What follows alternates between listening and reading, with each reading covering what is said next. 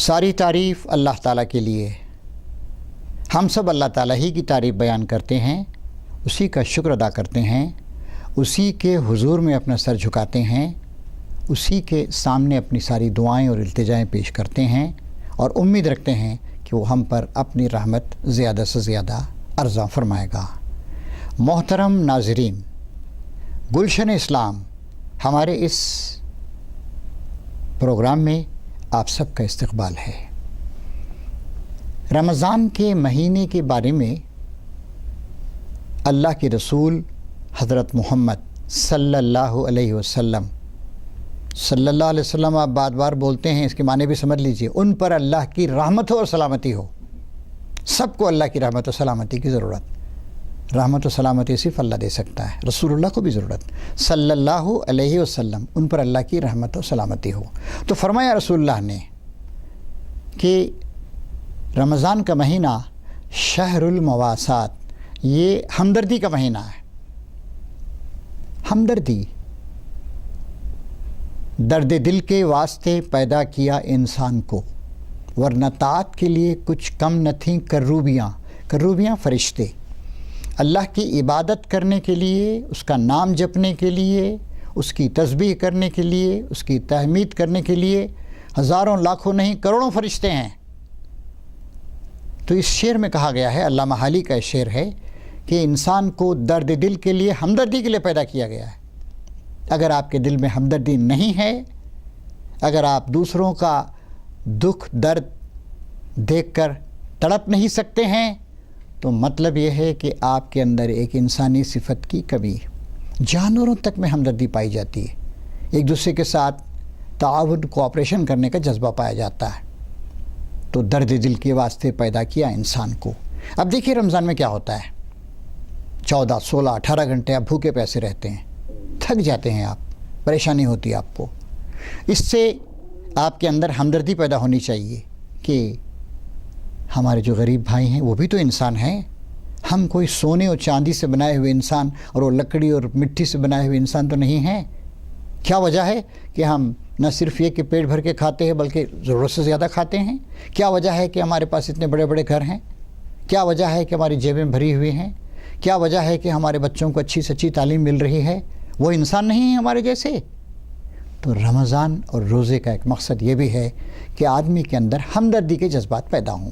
سارے انسان میرے بھائی ہیں، ان سب کی تکلیفوں کو دور کرنا میری ذمہ داری ہے۔ میں ہی کھا جاؤں نہیں، ہم سب مل بانٹ کر کھائیں گے۔ اللہ تعالیٰ نے جو کچھ دیا ہے سارے انسانوں کے لیے دیا ہے، تو یہ ہمدردی ہمارے اندر پیدا ہونی چاہیے۔ اسی لیے بتایا گیا کہ رمضان میں جو کام بھی کرو گے اس کا زیادہ ثواب ملے گا۔ حدیثوں کے راوی یہ لکھتے ہیں کہ نبی کریم صلی اللہ علیہ وسلم لوگوں کو دیتے تھے، کبھی کسی سائل کو، سوال کرنے والے کو خالی ہاتھ نہیں لوٹاتے تھے۔ اور رمضان کے بارے میں بتایا ہے کہ رمضان میں تو آپ کا ہاتھ یوں کھلا رہتا تھا کہ جیسے تیزی کے ساتھ چلتی ہوئی ہوا، یعنی خوب دیتے تھے۔ یہ بھی آپ نے فرمایا کہ برباد ہو گئے۔ کون یا رسول اللہ؟ وہ لوگ جو بڑے مالدار ہیں، سوائے ان کے جو آگے پیچھے دائیں بائیں ہر وقت دیتے رہتے ہیں۔ قرآن شریف میں ہے، یسألونک ماذا ینفقون، پوچھتے ہیں کہ کیا خرچ کریں، قل العفو، کہو کہ جو بھی ضرورت سے زیادہ ہو تم خرچ کر دو۔ فرمایا نبی کریم صلی اللہ علیہ وسلم نے، نئے کپڑے تمہارے پاس آئیں، بہتر ہے کہ پرانے کپڑے خیرات کر دو، لوگوں کو دے دو۔ کھانا تمہارے پاس ہے، لوگوں کو اس میں شریک کرو۔ وَطَعْمُ الطَّعَامِ، لوگوں کو کھانا کھلاؤ، ضرورت کو پورا کرو۔ آپ نے فرمایا بہت بڑی نیکی یہ ہے کہ تم ایک بھوکے آدمی کو پیٹ بھر کے کھانا کھلا دو۔ سوچئے، اگر میں بھکاری ہوں، آپ بھکاری ہیں، سب سے بڑی ضرورت کیا ہے ہماری؟ کھانا کھانا کھانا۔ ایک بھوکے آدمی کو پیٹ بھر کے کھانا کھلا دینا بہت بڑی بات۔ اسی لیے آپ نے فرمایا کہ رمضان میں خیرات کرو، صدقہ کرو، زکوٰۃ دو، اور آپ نے فرمایا افطار میں لوگوں کو انوائٹ کرو، سحری کا انتظام کرو۔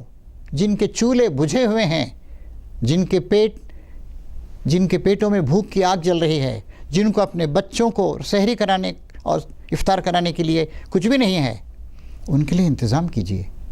اور یہ فرمایا آپ نے، اگر کسی نے دوسرے کو روزہ رکھوایا یا افطار کروایا، سحری کروائی، تو جتنا ثواب روزہ رکھنے والے کو مل رہا ہے اتنا ہی روزہ رکھوانے والے کو بھی ملے گا۔ صحابہ نے کہا یا رسول اللہ، ہم تو مکے کو چھوڑ کر اسلامی نظام کو قائم کرنے کے لیے مدینہ آئے ہوئے ہیں، ہم میں سے ہر شخص کے پاس اتنا کہاں ہے کہ ہم لوگوں کو روزہ افطار کروا سکیں۔ آپ نے کہا اللہ تعالیٰ تمہارے چیزوں کی، مال کی مقدار کو نہیں دیکھتا ہے۔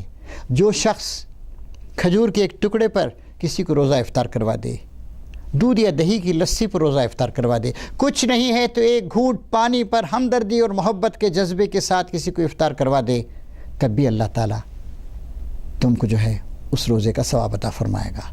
تو دینا، دلانا، ضرورتوں کو پورا کرنا، چولہوں کو جلانا، پیٹ کی آگ کو بجھانا، لوگوں کو اناج اور جو بھی ان کی ضرورتیں فراہم کرنا، کپڑے دینا، پرانے کپڑے دینا، جو بہت سے آپ کے پاس الماری میں پرانے کپڑے پڑے ہوئے ہیں۔ ہماری عورتیں کتنے کپڑے خریدتی ہیں، استعمال ہی نہیں ہوتے، مہینوں تک، سالوں تک مہینے استعمال نہیں ہوتے، ان کو اللہ تعالیٰ کے راستے میں دے دیا جائے، ان کو خرچ کیا جائے۔ تو یہ مہینہ ہمدردی کا مہینہ ہے۔ ہمدردی کا جذبہ اگر آپ کے اندر زیادہ پیدا ہو رہا ہے تو مطلب یہ ہے کہ آپ کا روزہ قبول ہو رہا ہے۔ روزہ، اور دیکھیے رمضان جب ختم ہوتا ہے، عید آتی ہے، اس وقت فرمایا رسول اللہ نے آج صدقہ فطر دینا ضروری ہے۔ جب تک ایک آدمی صدقہ فطر نہیں دے گا، آج کل تقریباً 50 روپے ہوتا ہے، وہ بھی ایک علامت ہے، سمبل ہے، اس وقت اس کا روزہ قبول نہیں ہوتا، سسپینڈڈ رہتا ہے۔ سب لوگ کھا پی رہے ہیں، آرام سے عید منا رہے ہیں، دوسروں کے بچے غریب لوگ، بلکہ غربت رہے نہیں، غربت کا خاتمہ کیا جائے۔ کچھ لوگ بھیک دیتے رہیں، کچھ لوگ بھیک لیتے رہیں، یہ کوئی آئیڈیل بات نہیں ہے۔ ایسا سماج بنائیں، ایسا نظام بنائیں، ایسی حکومت قائم کریں، اور اس کے لیے رمضان میں کوشش کریں کہ کوئی بھوکا نہیں رہے، کوئی ننگا نہیں رہے، کسی کی بے عزتی نہیں ہو۔ تو پھر میں اس تذکیر کے آخر میں یہ بات یاد دلاتا ہوں کہ فرمایا نبی کریم صلی اللہ علیہ وسلم نے کہ یہ ہمدردی کا، غمخواری کا، محبت کا، خدمت کا مہینہ ہے۔ اللہ تعالیٰ سے دعا ہے کہ اللہ تعالیٰ نبی کریم صلی اللہ علیہ وسلم کے اس قیمتی ارشاد کو ہمیشہ اپنے سامنے رکھنے اور اس کو اپنا رہنما بنانے کی توفیق عطا فرمائے، اور اللہ کرے سماج سے ہر طرح کا ظلم، ہر طرح کا استحصال، ایکسپلائٹیشن، شوشن، ہر طرح کی خرابیاں دور ہو جائیں، اور ایک اچھا سماج، ایک پاکیزہ معاشرہ بنے۔ اے اللہ ہماری اس دعا کو قبول فرما۔ گلشن اسلام کی طرف سے آخر میں پھر ایک بار شکریہ ادا کرتے ہوئے ہم آپ سے رخصت ہوتے ہیں۔ وآخر دعوانا ان الحمدللہ رب العالمین۔ اور آخری بات جو ہم کہتے ہیں وہ یہ ہے کہ ساری تعریف اور سارا شکر صرف اللہ تعالیٰ کے لیے۔